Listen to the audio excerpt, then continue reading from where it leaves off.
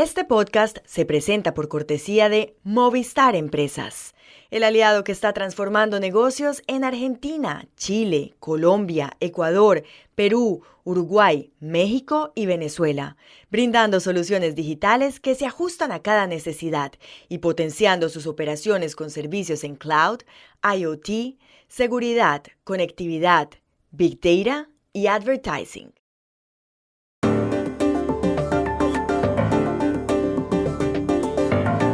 La Argentina vivió ayer una huelga general convocada por los sindicatos. Es la segunda en los 5 meses que lleva como presidente Javier Milei. ¿Cómo fue la jornada y cuáles serán sus efectos? Más de 100 muertos y 1,5 millones de damnificados dejan ya las inundaciones en el estado de Rio Grande do Sul, en el sur de Brasil. ¿Cómo evaluar la respuesta de Lula y del gobernador Eduardo Leite? De la lista de candidatos a la vicepresidencia de Donald Trump parece haber quedado por fuera la gobernadora de Dakota del Sur, Kristi Noem. Un libro con afirmaciones inquietantes es la causa. Hoy, la historia. Hola, bienvenidos a Y esto no es todo, el podcast del Georgetown Americas Institute de la Universidad de Georgetown en Washington, D.C. Soy Juan Carlos Iragorri, desde Atenas. Soy Paz Rodríguez Niel desde Buenos Aires. Soy Jorge Espinosa y estoy en Bogotá. Es viernes 10 de mayo y esto es todo lo que usted debería saber hoy.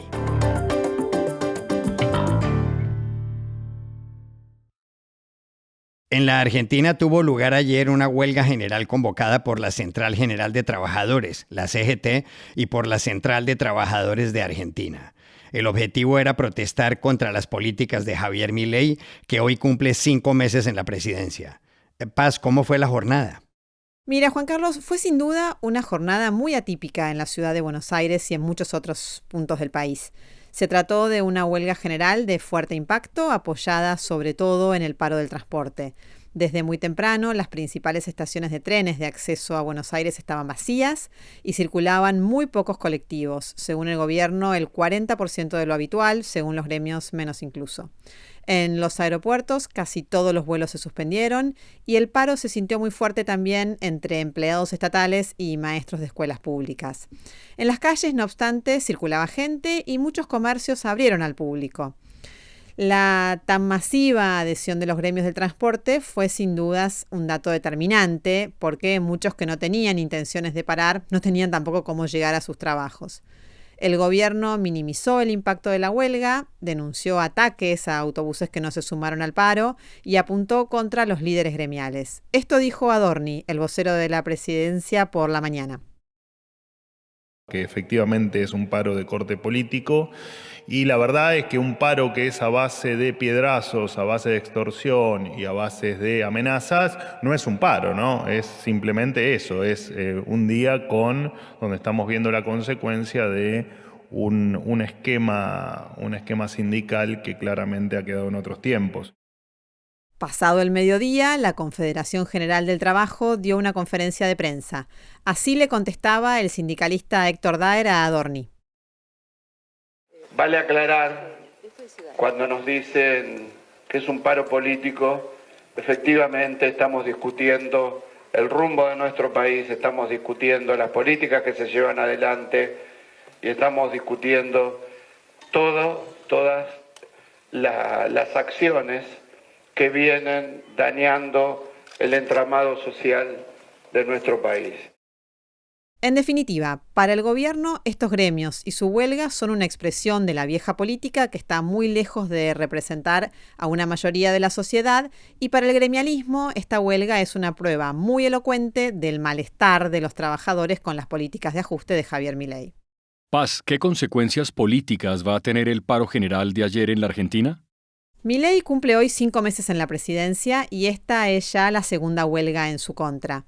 De parte del gobierno, la respuesta está clara. No reconoce la legitimidad de la huelga ni de sus promotores. Las encuestas muestran sostenidamente acá en la Argentina que los líderes sindicales, muchos con décadas en sus cargos, están muy desprestigiados. Aparecen sistemáticamente como actores con muy mala imagen para la sociedad. Y en este punto, Milei, que se presenta como una reacción a la vieja política, a la casta, en sus palabras, se siente muy cómodo con los gremialistas como sus enemigos. Esta huelga es entonces mucho más llevadera para él que, por ejemplo, la marcha de estudiantes de hace un par de semanas en defensa de la educación pública. Pero ojo, más allá de quiénes son los portavoces de la protesta y de los móviles que ellos puedan tener, están visibilizando una crisis económica que, diga lo que diga Milei, se siente en los barrios, la sufren especialmente los jubilados, impacta en los trabajadores. Según datos oficiales conocidos esta semana, la construcción, por ejemplo, cayó 42% en marzo y la industria 21%. Con esta situación económica y más allá de que los indicadores de opinión pública el gobierno los sigue mostrando como favorables a ellos, una protesta con este impacto no es algo para ignorar, más allá de quien alce la bandera.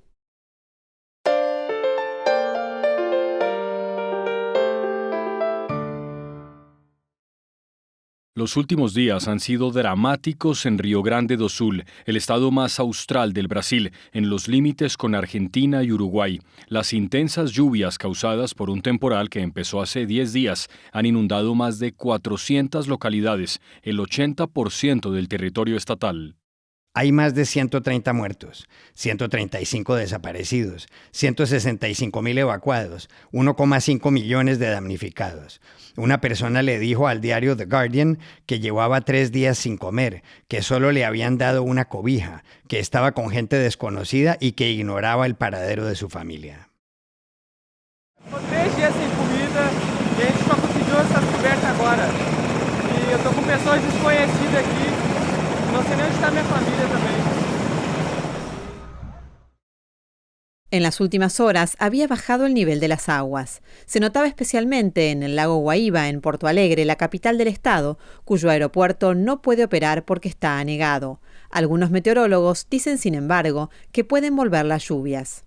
Por otro lado, medio país ayer vio en directo por televisión cómo 6 rescatistas desde un helicóptero y con una lancha inflable salvaron a Caramelo, un caballo que llevaba 4 días sobre un tejado. El presidente Lula da Silva dijo que el drama del animal era el de miles de personas.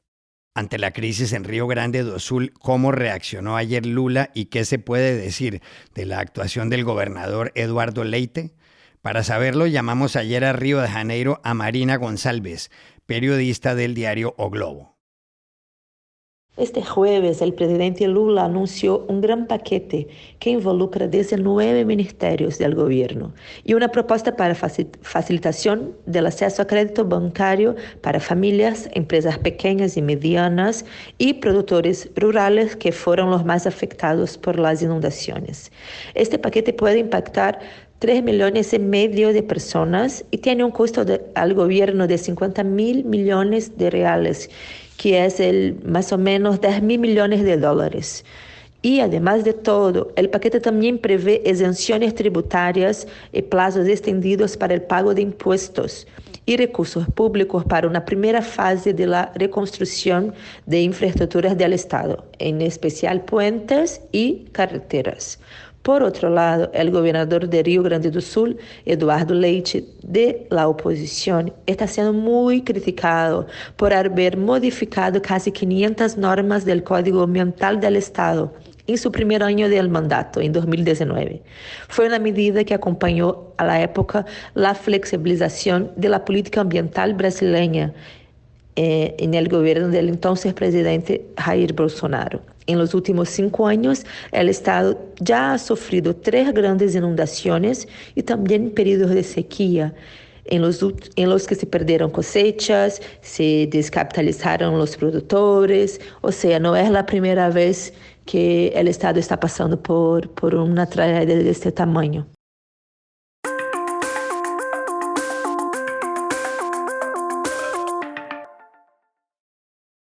Este podcast se presenta con el patrocinio de Tecnoglass, el poder de la calidad. Tecnoglass es la compañía líder en la manufactura y comercialización de vidrios, ventanas y fachadas para el mercado de la construcción en Estados Unidos y el mundo. Para mayor información, visite nuestra página web www.tecnoglass.com. A menos de 6 meses para los comicios presidenciales en Estados Unidos, en los que se enfrentarán Joe Biden, que busca la reelección, y Donald Trump, que quiere volver a la Casa Blanca, crecen las especulaciones sobre quién será el compañero de fórmula del expresidente republicano. Hay varios sobre la mesa. Están los senadores de Carolina del Sur y la Florida, Tim Scott y Marco Rubio, el gobernador de Dakota del Norte, Doug Burgum, el empresario Vivek Ramaswamy y la representante por Nueva York, Elise Stefanik. En la lista ha figurado también Kristi Noem, la gobernadora de Dakota del Sur, pero algunos apartes del libro que publicó esta semana y sus comentarios posteriores le han complicado la vida. Juan Carlos, tú has sido por años corresponsal en Washington. ¿Cómo es la historia? Esto parece ser un manual de cómo acabar uno mismo con las aspiraciones que tiene de ocupar la vicepresidencia de los Estados Unidos, un cargo que han tenido antes de llegar a la Casa Blanca Joe Biden, George Bush papá y Thomas Jefferson. Miren, el martes Kristi Noem publicó un libro titulado No Going Back, no hay vuelta atrás. En él cuenta que ha conocido a líderes internacionales como el presidente chino Xi Jinping, el primer ministro israelí Benjamin Netanyahu o el dictador norcoreano Kim Jong-un. Pero atención, el domingo pasado, cuando la periodista Margaret Brennan del programa Face the Nation de CBS le preguntó si, en efecto, ella se reunió con Kim Jong-un, Kristi Noem patinó. Did you meet Kim Jong-un? Well, as soon as this was brought to my attention, I certainly made some changes and looked at this passage. And I've met with many, many world leaders. I've traveled around the world. La gobernadora dijo que tan pronto se enteró de la existencia de esa parte del libro, hizo algunos cambios. Y dijo que ella ha tenido encuentros con líderes mundiales y que ha viajado por el mundo. La periodista volvió a la carga. Entonces usted no vio a Kim Jong-un, le dijo. Y Kristi Noem respondió que ella se ha reunido con muchos líderes y que en el libro habla de su tiempo como congresista y que no se va a referir específicamente a los encuentros con líderes mundiales y que la anécdota iba a ser ajustada en el libro. So you did not meet with Kim Jong-un. That's what you're saying. I've met with many, many world leaders. I've traveled around the world. I think I've talked extensively in this book about my time serving in Congress, my time as governor, before governor, some of the travels that I've had. I'm not going to talk about my specific meetings with world leaders. I'm just not going to do that. This anecdote shouldn't have been in the book, and as soon as it was brought to my attention, I made sure that was adjusted. Pero eso no es todo, ojo. En el libro, la gobernadora Kristi Noem relata, por otra parte, cómo mató con un arma de fuego a Cricket, su cachorro pointer, pelo de alambre de 14 meses, porque no servía para las jornadas de caza, porque era difícil de educar y porque un día atacó a unas gallinas.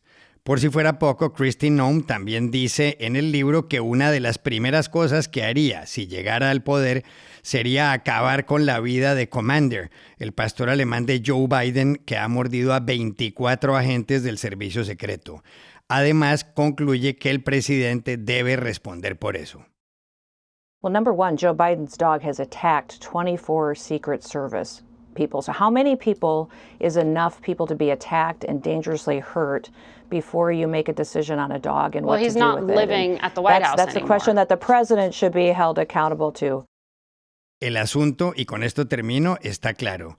Los estadounidenses aman a sus mascotas. Casi todos los presidentes, excepto Donald Trump, Andrew Johnson y James Polk, según leí hace un rato, han tenido perro. Barack Obama tuvo a Bo, George W. Bush a Spotty y Bill Clinton a Buddy. Dicho lo cual, tienen razón líderes republicanos como el expresidente del Congreso, Newt Gingrich, que dijo esta semana que Kristi Noem ha quedado eliminada de la lista de eventuales compañeros de fórmula de Donald Trump este noviembre. Y estas son otras cosas que usted también debería saber hoy.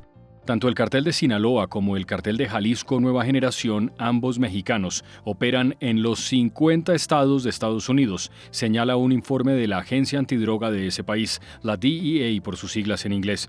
Según la agencia, son más fuertes en estados como Arizona, California, Nuevo México y Texas, que limitan con México, pero también en la Florida, en Nueva York e incluso en Washington, D.C.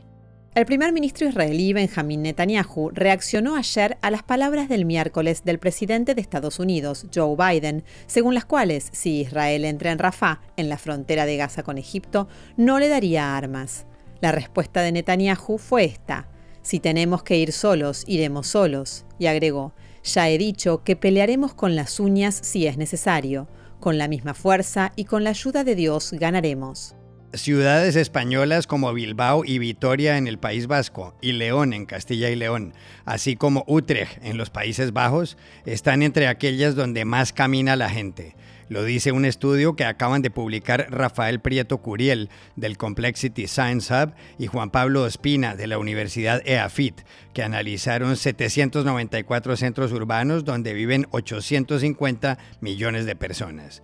¿Dónde se camina menos? En Estados Unidos. Y aquí termina el episodio de hoy de Y esto no es todo, donde siempre habrá más. En la producción estuvo John F. Burnett. Y pueden suscribirse a este podcast en nuestro sitio web yestonoestodo.georgetown.edu, seguirnos en nuestras cuentas de X y de Instagram, @yestonoestodo, y buscarnos en nuestro canal de YouTube. Chao, hasta la próxima.